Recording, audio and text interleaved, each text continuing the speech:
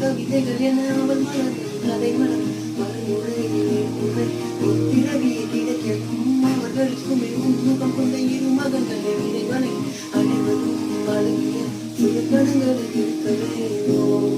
பக்கத்துல நான் பாடிக்க வழி சொல்லம்மா. ரத்தத்துல பெத்தடிக்க இது வீடுமா தீமாறி